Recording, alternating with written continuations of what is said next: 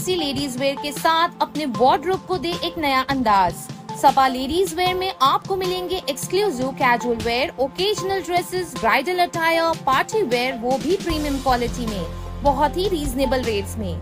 Sapa fancy where में latest Pakistani dresses भी available है, अफोर्डेबल से लेकर एक्सक्विजिट एलिगेंस तक। सपा लेडीज वेयर में ड्रेसेस की रेंज शुरू होती है सिर्फ ₹250 से, और अगर आपको परफेक्ट फिटिंग की जरूरत है तो यहाँ आपको स्टिचिंग फैसिलिटी भी मिलेगी। यहाँ होलसेल, रिटेल और रीसेल सभी फैसिलिटीज अवेलेबल है।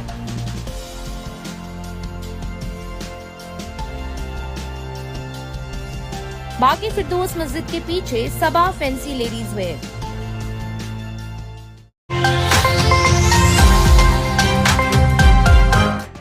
भिवंडी में आज एक डायपर फैक्ट्री में खतरनाक आग लग गई, जिसकी तस्वीरें आप इस वक्त देख रहे हैं। बताया गया कि आग सुबह 4 बजे से लगी थी और आग ने तकरीबन पूरी फैक्ट्री को जलाकर खाक कर दिया था। 3 मंजिला इमारत और पानी की कमी होने की वजह से आग बुझाने में काफी तकलीफें आईं और आग तेजी से बढ़ने लगी, जिसे बुझाने के लिए भिवंडी समेत कल्याण और थाने से भी फायर ब्रिगेड की टीम्स बुलाई गई। इस हादसे में किसी जान हानि की कोई खबर सामने नहीं आई।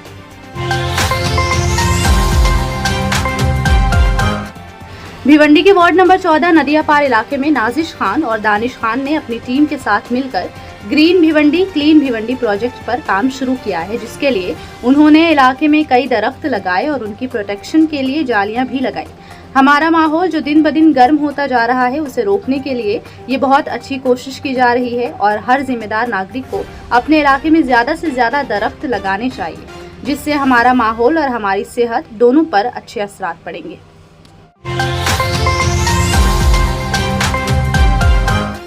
भिवंडी में अलहम्द हाई स्कूल बूद बावड़ी इलाके की हालत आप इस वक्त देख रहे हैं और वीडियो भेजकर हमें बताया गया कि 10 दिन पहले ही यहां पर गटर और नालों की सफाई की गई है, लेकिन गंदगी को वही रास्ते पर छोड़ दिया गया और जब बारिश हुई तो ज्यादातर गंदगी गटर में वापस चले गई और बची हुई वहां रास्ते में ही फैल गई, जिससे पूरा रास्ता ब्लॉक हो गया।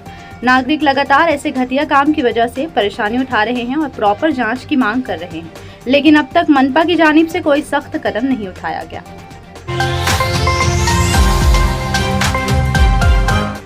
भिवंडी में कचरा उठाने वाली पिछली ठेकेदार कंपनी R&B ने मनपा के वाहन अब तक नहीं लौटाए, जिस पर मनपा ने नोटिस भी जारी किया था, जिसके जवाब में कंपनी ने आरोप लगाया कि भिवंडी मनपा पर कंपनी के 15 करोड़ रुपए बकाया है।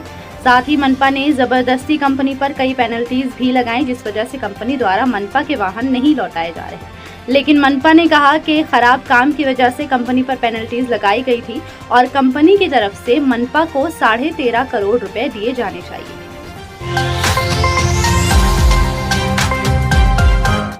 भिवंडी एसटी बस स्टैंड के मैदान में पिछले 2 सालों से कचरा फेंका जा रहा है और आप देख सकते हैं कि यहाँ पर कचरे के कई ढेर बने हैं, लेकिन इस पर भी एक्शन नहीं लिया जा रहा। साथ ही उसी इलाके में रहने वाले लोग भी खुद ही गटर जाम की समस्या को हल करने में जुटे हैं और खुद ही इलाके की गटर साफ कर रहे हैं। मॉनसून की शुरुआत अभी पूरी तरह से हुई भी नहीं है और एक शख्स की भूस्खलन की वजह से मौत हो गई।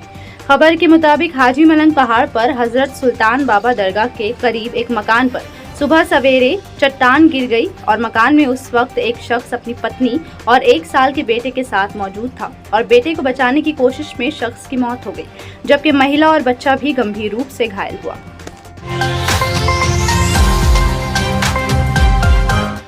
भिवंडी मनपा द्वारा शहर में जर्जर और अति धोखादायक इमारतों को खाली करवाने की कोशिश की जा रही है। शहर में लाउड स्पीकर के माध्यम से जन जागृति करते हुए ऐसी इमारतें खाली करने की अपील की गई है। साथ ही इन इमारतों के पानी और पावर कनेक्शन भी बंद कर दिए गए हैं।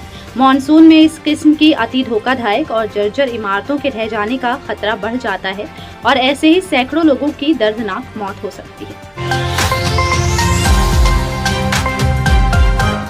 भिवंडी में फ्रॉडस्टर्स हमेशा लोगों को ठगने के नित नए तरीके अपना रहे हैं। बताया गया कि फ्रॉडस्टर्स ने शिकायतकर्ता को वीडियो कॉल करते हुए खुद को पुलिस ऑफिसर बताया और शख्स की प्राइवेसी को खतरे में बताते हुए बातों में फंसाया और फिर शख्स को 1,75,000 रुपए अकाउंट में ट्रांसफर करने को कहा और शख्स ने डर कर उन लोगों की बात मान ली, लेकिन शख्स को एहसास हुआ कि उनके साथ ऑनलाइन फ्रॉड किया गया है।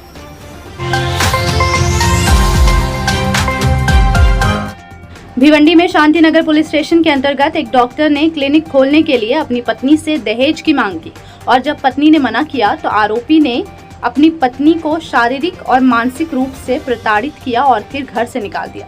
पीड़ित महिला ने इस बात की शिकायत शांतिनगर पुलिस स्टेशन में की, जिसकी जांच की जा रही है। हाल ही में इलेक्शन रिजल्ट्स में बीजेपी कैंडिडेट कपिल पाटिल की हार से दुखी होकर संजय नामी एक्टिविस्ट ने अपने घर में खुदकुशी कर ली थी, जिसके बाद कपिल पाटिल और उनके साथी मृतक के घर पर उन्हें ट्रिब्यूट देने के लिए पहुंचे और कहा कि संजय बीजेपी के लॉयल सपोर्टर और सॉफ्ट एक्टिविस्ट थे जो अपने काम को लेकर काफी पैशनेट थे और आज उनकी मौत ने सभी को दुखी कर दिया है।